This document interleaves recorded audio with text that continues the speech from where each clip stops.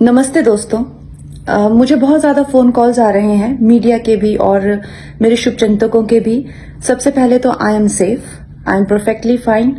आज चंडीगढ़ एयरपोर्ट पे जो हादसा हुआ वो सिक्योरिटी चेक के साथ में हुआ। वहां पे मैं सिक्योरिटी चेक करके जैसे ही निकली तो दूसरे कैबिन में जो महिला थी, जो सुरक्षा कर्मचारी थी सीआईएसएफ की, उन्होंने उनके पास या उनको क्रॉस करने का इंतजार किया और साइड से आकर जो है मुझे मेरे फेस पे हिट किया और गालियां देने लगी। और जब मैंने उनको पूछा कि उन्होंने ऐसा क्यों किया तो उन्होंने कहा कि वो फार्मर्स प्रोटेस्ट को जो है वो सपोर्ट करती हैं।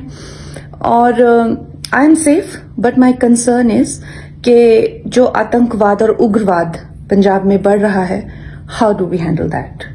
Thank you.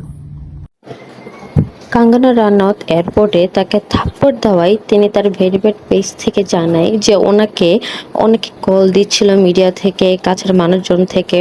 সবার প্রথমে তিনি জানায় তিনি সুরক্ষিত আছেন।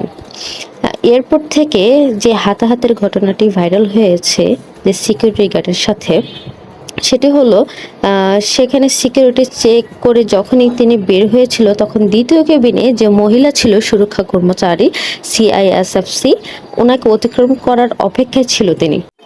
তখন সাইড থেকে এসে ওনার গালে হিট করেছে এবং গালি দিয়েছে। তখন উনি জিজ্ঞেস করলো এটা কেন করলো।